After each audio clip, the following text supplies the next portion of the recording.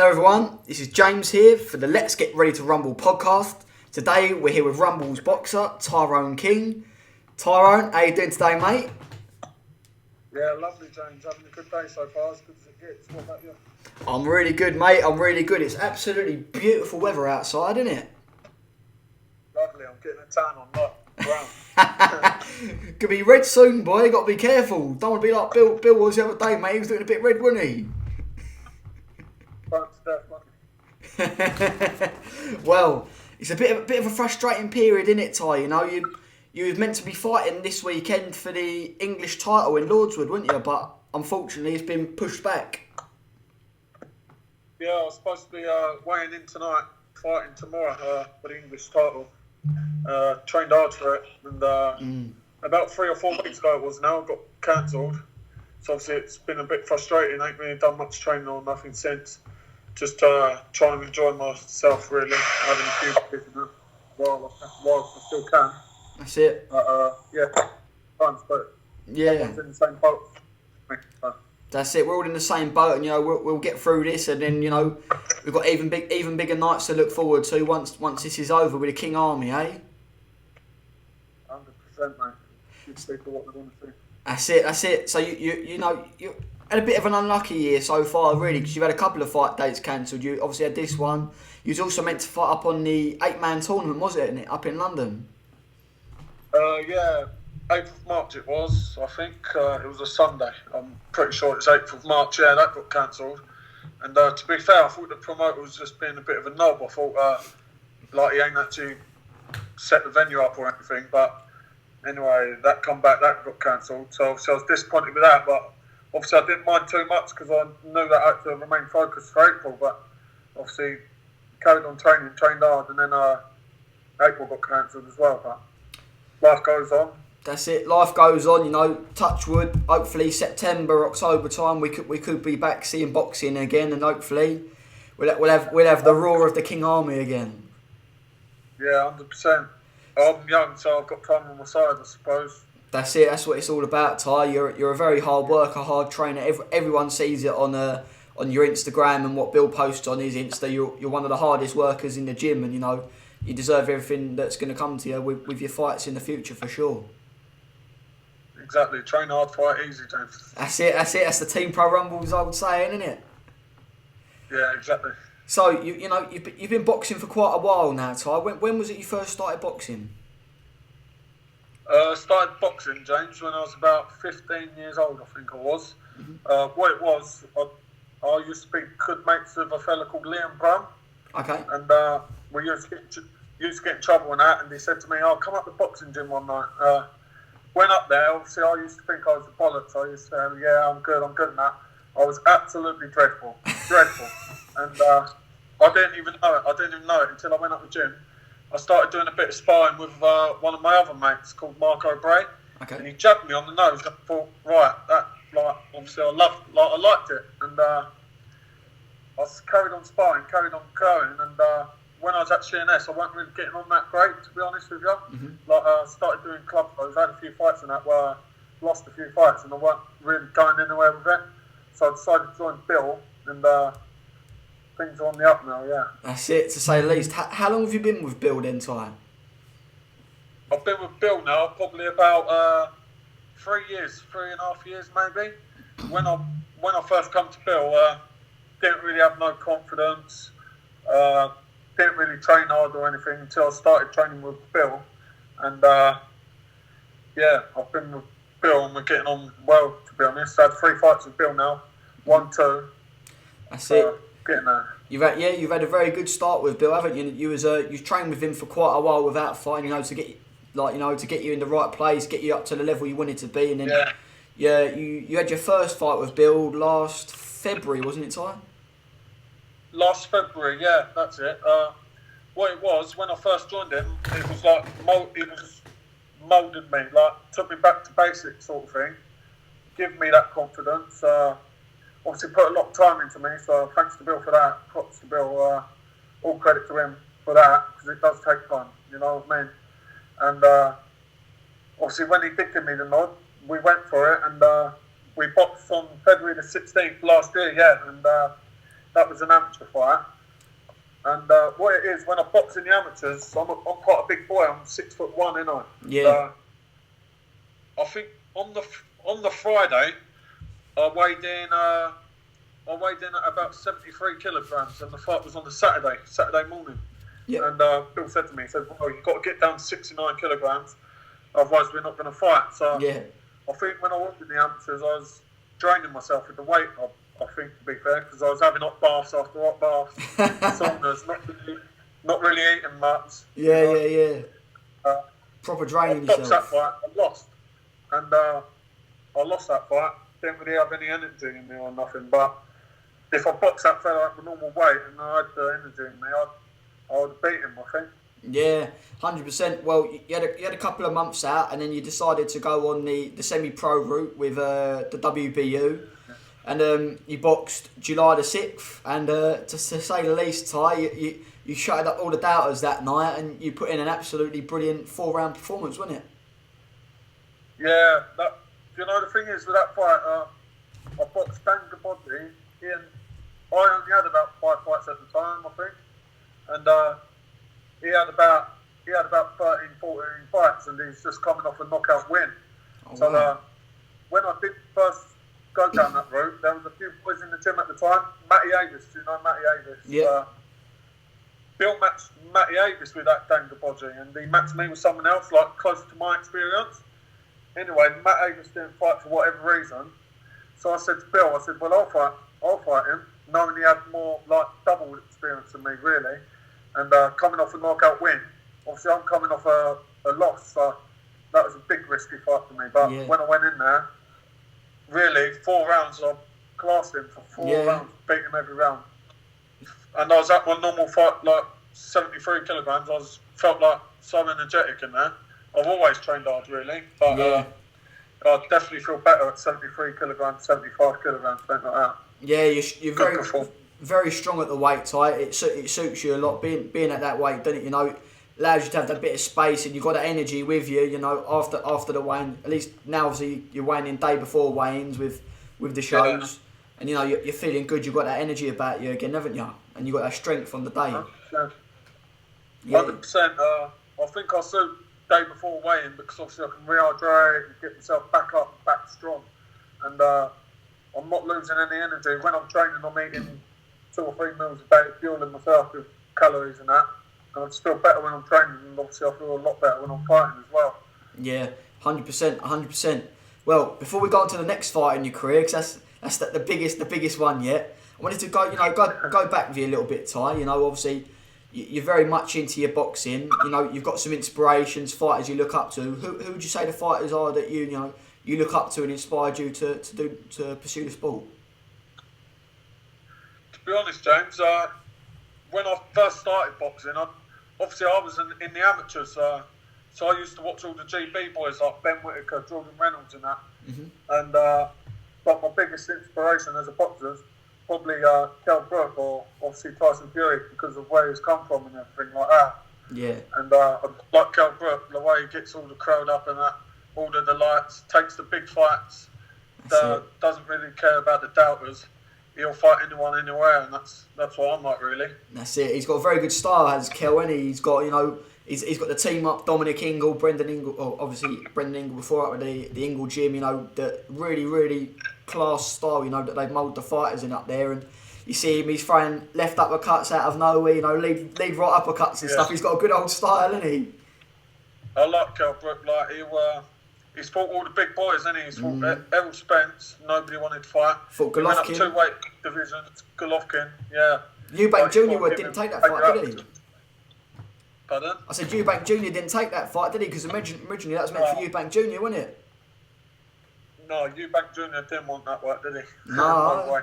Bloody But Kell Brook stepped up and like, they're the sort of people you've got to respect in boxing because he takes any fight anytime and gives the UK fans best fights. That's it. The atmosphere at his fights, like you say, all of the lights when he comes out to that tie, it's absolutely unreal atmosphere, isn't it?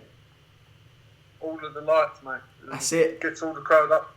You come out to all of the lights on the Gabodzi fight, didn't you? On the July the 6th, didn't you? Yeah. July the 6th, we took Kell Brook, I reckon. That's All it. the lights, baby.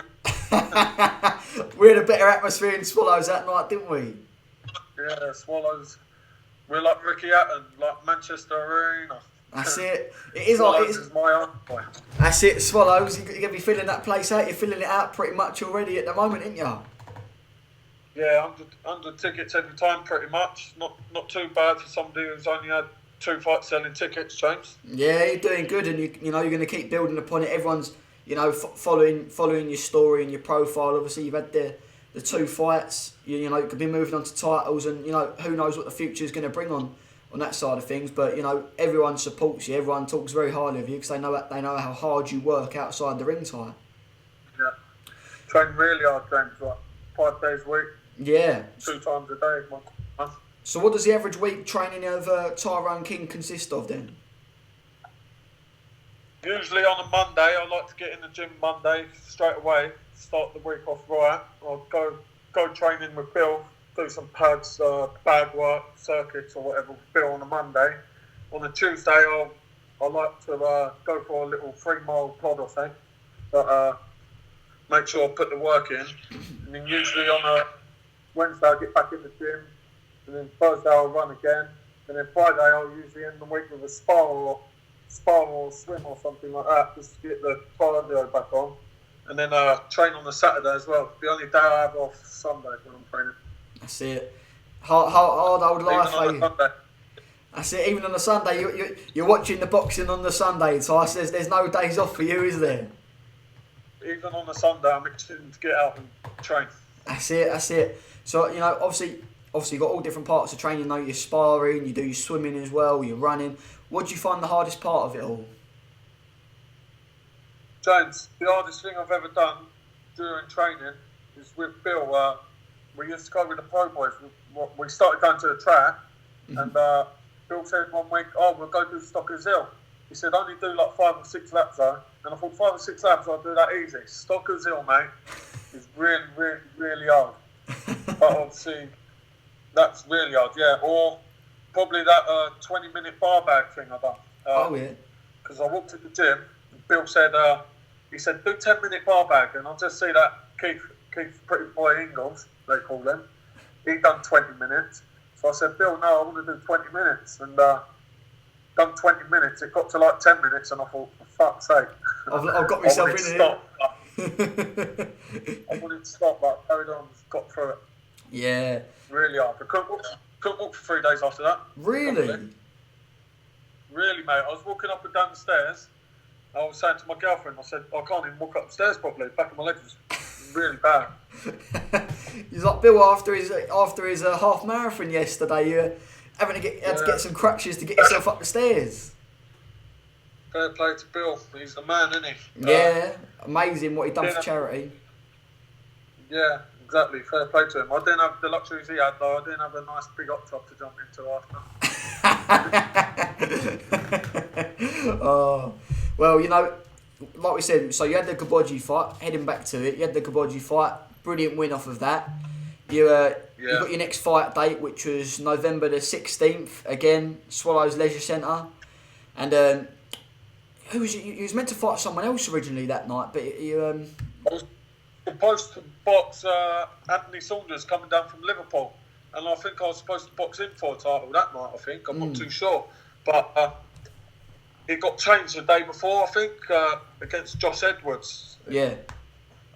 And then, he come down from wherever he came down from, and do you know where it was?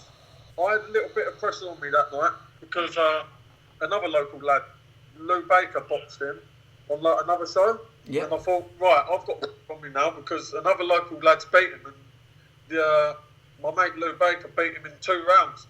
So I thought, right, if I have a little banana skin here and I don't put on a good performance, people are going to be laughing at me. So obviously I had that pressure on me. Yeah. But we all know what happened there. One right hand. I know. I remember it, Ty. It was honestly, I think. It was like the stars sort of aligned on that night because everything it was just nuts, wasn't it? I remember I remember backstage before the fight, you was right in the zone, you was ready, and I was saying we was all saying to each other. I remember everything cool. I think Ty's going to stop this geezer, And then obviously we got the video, the infamous video of us all backstage, having a little bit of a boogie backstage before we walked out, and we had an epic ring walk song. No point putting too much pressure on yourself. You've done the hard work. It's all in God's hands now. Enjoy yourself. That's what we train hard for. That's it. And we had I think probably the most epic ring walk song that people have seen for a long time, Ty, haven't they? Fields of Gold, X Country Roads. Oh, that was something, wasn't it? Crowd loved it though. And, to be honest, I've been to a lot of pro shows and amateur shows, and I've got to say I've probably got one of the best supports out there. Like, get everyone there, don't we? 100%. Crowds all have a good time. 100%. You look on the fight recordings. Everyone says it, yeah.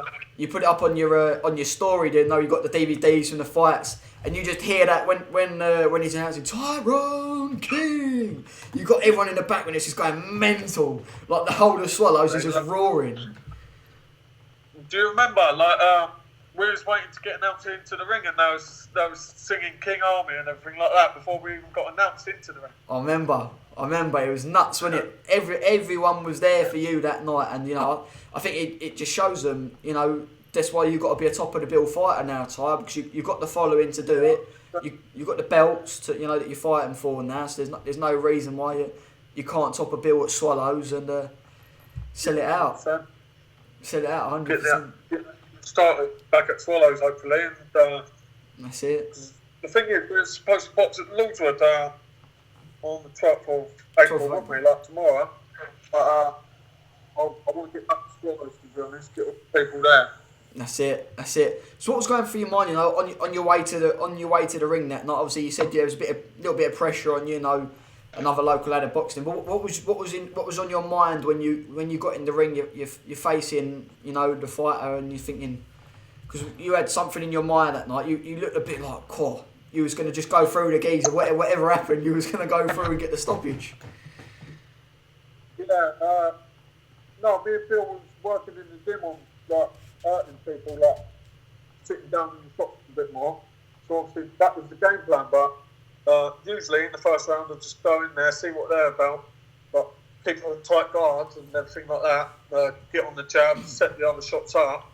But yeah, we just went from there really. That's what I usually do when I get in the ring, get in there, get on my jab, stick to the basics first off. That's what I usually think when I get in there. Yeah, that's it. I also think, because it was manic, like when the first bell went, I couldn't even hear the bell ring really. Yeah. I just sat there and thought, right, whatever you do not let this curly haired shit beat you. Quite a thought going through your head. But yeah. It was mad, it was... I like having that pressure on me, to be honest, James, because it brings out the best in me. That's it, that's what it is. A lot of people, you get the pressure on you, and a lot of people, you can perform well under those sort of conditions. It really pushes you up and makes you want to perform. And obviously that was what it done for you that night. And like I say, the rest is history. 60 seconds, the fastest stoppage they've seen. Yeah, 60 seconds. Well, Phil, we were working on the stopping right hand. Phil said to me, I always listen to Phil in the ring, always. And if you don't listen to your coach, what are you even with him for? You know what I mean? Yeah. And I hit him to the... Phil said, drop it to the body. I dropped one to the body. And then he said, chop it. And I waited for him to throw his shot because I could see he was winding it up. I stepped back and cracked him with the right hook. And after that, I couldn't really believe that I dropped him. I thought, wow. And it worked. And I went back to the opposite corner. And I just wanted him to get up and finish him in style, but he stood up, took a little fall back, and the referee waved it off there. So yeah, what a win! And I remember there was scenes in Vineyard afterwards. Everyone singing Country Roads afterwards, celebrating. It was manic scenes in Sittingbourne that night. Mate, it was absolutely crazy, James. Right, listen to this. I went down the town. Obviously, we was going to go elsewhere, but then I thought, right, we're all in Sittingbourne, so we might as well just go out in Sittingbourne, all right? Mm-hmm. Went down the town. There's a big queue to get into the vineyard. Well, big enough, like 30, 40 people or something. Go straight to the vineyard. the fucking bouncers let me straight through the door, didn't they? Let me through with my mum and everything. I felt like a world champion, mate. Rightly so, Lovely, Ty. lovely. Went to the bar, everyone had drinks waiting for me.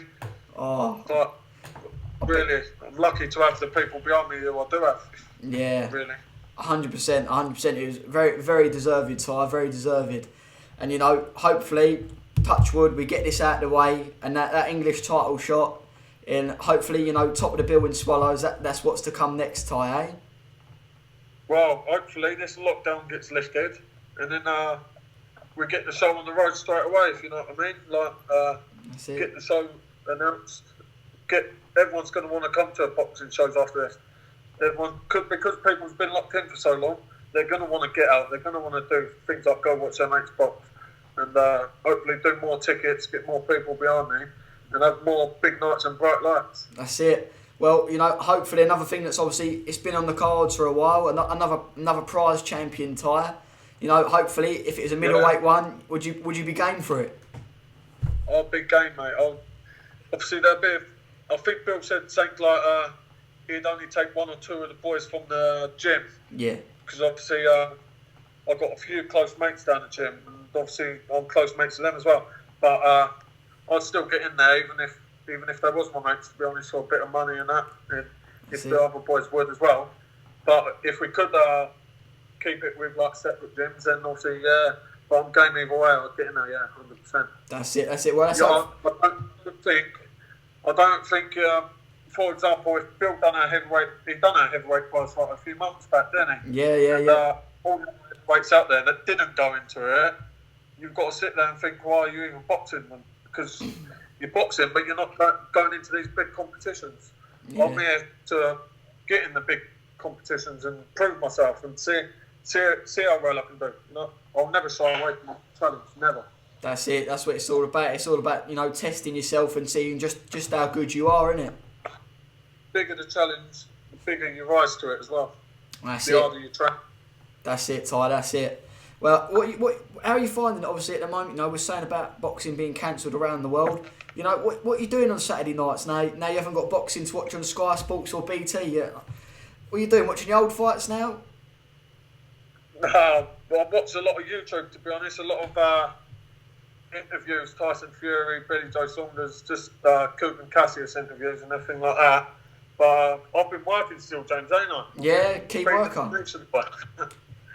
Keep working. But yeah, usually on the Saturday night now, I've been living with my missus for 3 weeks, but I've just come home 2 or 3 days ago, so it's just getting back to normality, really. I'm off today, but I don't have a clue what I'm going to do tonight. I might go for a little run or something. That's it. Keep ticking over, Ty, eh? Keep ticking over, yeah. I might watch a bit of boxing later. Watch one of the old classics, Gatty Ward or something. Oh, very good trilogy. Start doing a bit of shadow boxing in my front room. That's it, Ty. Start to fuck off that. Start visualising being in the Swallow Centre, eh? Yeah, exactly. Well, nice. My mum hates it. We've got a mirror in the front room and opposite, the television's opposite.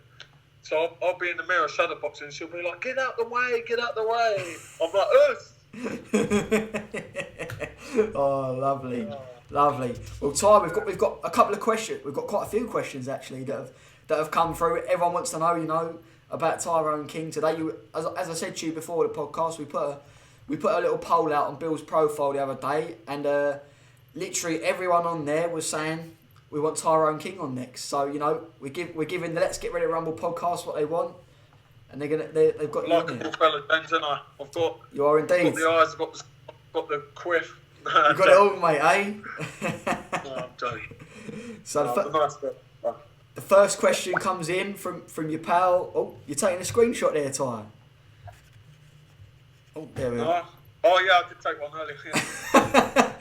The first question comes in from your pal Jimmy Eason. He's got 2. He wants to ask firstly, who was your toughest spar? Ooh. I've sparred a lot of good boys, James. I've sparred Tyler Luckhurst, Keith Ingalls, Eddie Harvey, Obie Eastwood. I don't want to forget anyone. Fucking hell. I've sparred loads of boys. I've sparred all the boys in the gym. To be honest, it depends what he means by toughest, because I sparred Neil Parry, obviously, didn't I? Yep. And he was tough because the reason being he's a professional, and when I spar all the other boys, I can get my jabs off and I can get some shots off. But with him, it was like you had to be very precise of what you was doing, and he's a very smart boxer and he's very good defensively. Yeah. So that was tough for that reason. But then I'd say the toughest spar I've had was probably that Levi Egerty. He's boxed Coburg as an amateur as well. Yeah, and, I remember him. Sparred him. It was my first spar down the gym for Bill. I said, Bill, you got any sparring for me? And he said, yeah, take it down tomorrow. I went down there. Yeah. And let me tell you, James, this man hits like an hammer. I've heard a few people saying that. Yeah. I remember I've seen him spar a few people down the gym, and all of them have said he hits so hard, it's mad. Very strong man, yeah. And anyway, I sparred him again a few weeks later, and Bill said, go on, Ty, because he'd done my nose the first time. Put this head guard on. You know that head guard that goes over your nose? The bar over the nose. Yeah. Bill said, go on, Ty, put that on. I put it on, James. The prick hit me on the nose again, and split my nose open again. And I had a head guard on my nose thing. You fucking hammer. I did get him back. I got him back a few times. Good sparring, though. Very good it was. So Levi would be, you say, Yeah. definitely the toughest spar. Levi Egerty or Neil Parry, 100%. Nice. But all the boys are tough. They're all quality boxers. Come to the gym. We're blessed to have And, some very good fighters down the gym, aren't we? Yeah, sparred Nathan Kitney, Cy Truelove. I've sparred loads of good people. Yeah. So they're all good in their own way. You know what I mean? All sparring's tough. I wouldn't take easy sparring because it's not going to do nothing for me. That's it. You always want to be learning and you know, seeing what you can do in it. Yeah, exactly that, James. Next, another question comes in from Jimmy. He wants to know, what's the aim in the future? The aim for the future is to get plenty of money, many Lamborghinis, live in a mansion, and be world champion.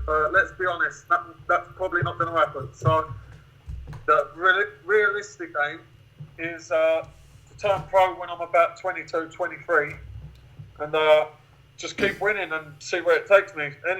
I'd like to be Southern Area champion, or maybe an English champion as a professional, maybe a British, and I'll work very hard towards that. But that's it. Getting there, staying with it, and I believe I can do it with the team I've got behind me. 100%, so 100%. And they always say a lot of people saying you really define it. Hard work beats talent. Yeah, hard work beats talent. But when they're both combined, talent and work. When they're both combined, they're destined for good things. That's it, Ty. That's it, brother. That's it. Next, we got something coming in from the man himself. He sent in something today. Bill says you're an absolute pleasure to train and have in the gym, and an all-round lovely kid. So he's giving you a good old shout out there in the Q&A section today. Thanks, Bill. Right, next we've got four questions come in from @DanPowley_. He firstly wants to ask, how does it feel walking out to the sound of the King Army? Oh, to be honest, no feeling compares to it, James. When you're backstage, all the boys are behind you, all the team are behind you saying, come on, Ty, like singing your name and everything. I think it's going to be very hard for something to replace that, to be honest. Obviously, you've got a lot of expectations of you. People are coming to see a good show and that, but I'll never let them down. And mate, they bring the best out of me. And to be honest, walking up to the people supporting me, my friends and family, nothing will beat it. It's an incredible feeling. Yeah. If you don't get to know. Exactly. If you don't know, get to know, because it is genuinely one of the maddest atmospheres ever. Like people always say, why do you box? Why do you fight? Mate, when you got your friends and family supporting you, giving them a good night out, nothing beats it, honestly. When you and your coach have been working hard for each other and it pays off, nothing beats it. Yeah, 100% agree with you on that, Ty. There is no other feeling to beat it, is there? No, it's irreplaceable. All the boxers know that. It's, Yeah. feeling like no other. I'm a non-bouter, but even I can see it, Ty. When we walk out to the ring, mate, it genuinely gets the hairs on the back of your neck standing up. I tell you, it gives you goosebumps with how loud it is. Yeah, mate, it's an incredible feeling. Thankful for everyone who comes and watches me and supports me. That's it. Right, next question from Dan. He wants to ask you, what would you say your strength is?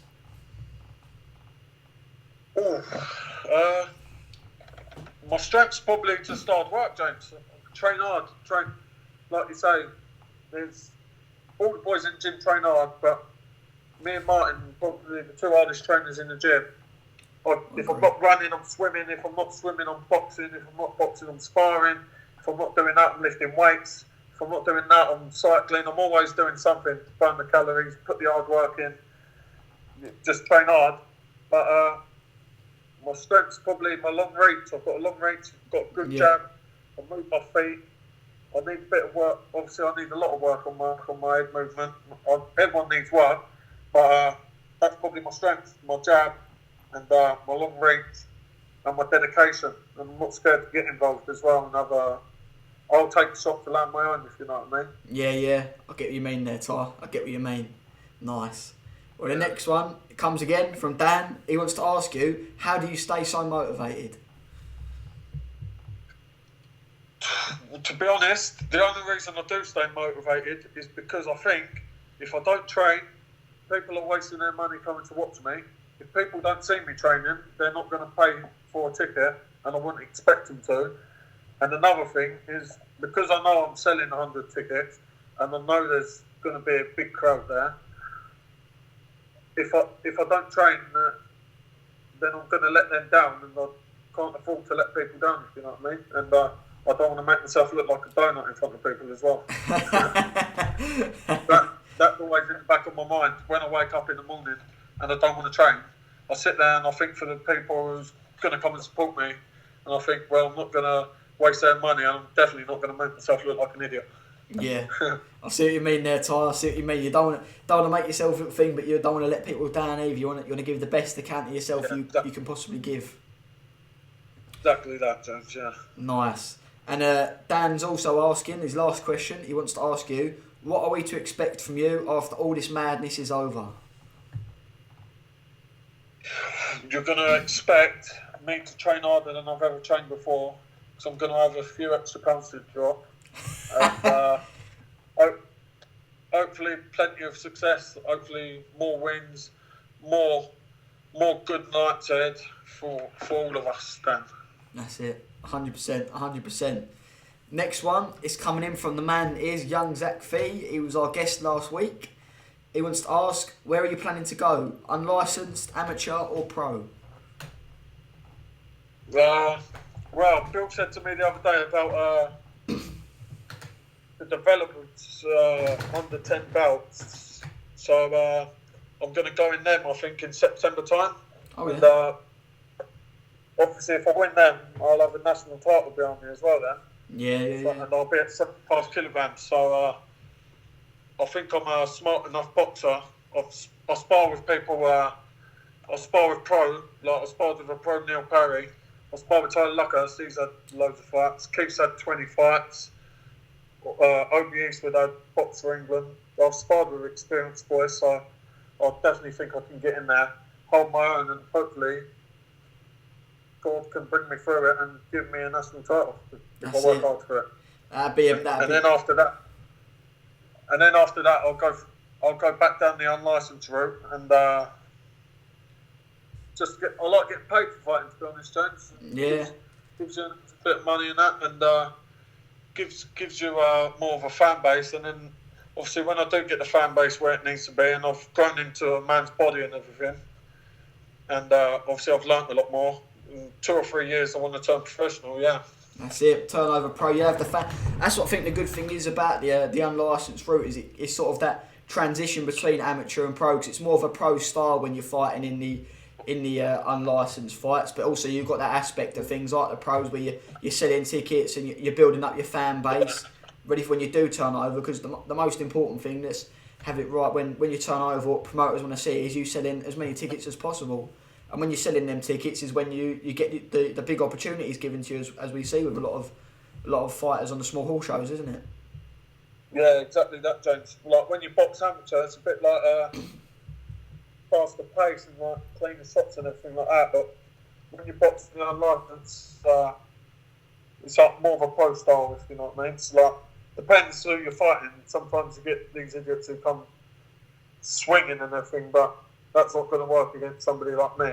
So I'm more like taking my time when I'm on, like watching the unlicensed thing, and obviously when I do turn pro, that'll be more suitable to me anyway. But yeah, obviously they're looking for people who can sell a good ticket and everything. So build up my fan base on these unlicensed things, see how many tickets I can sell before I do turn pro.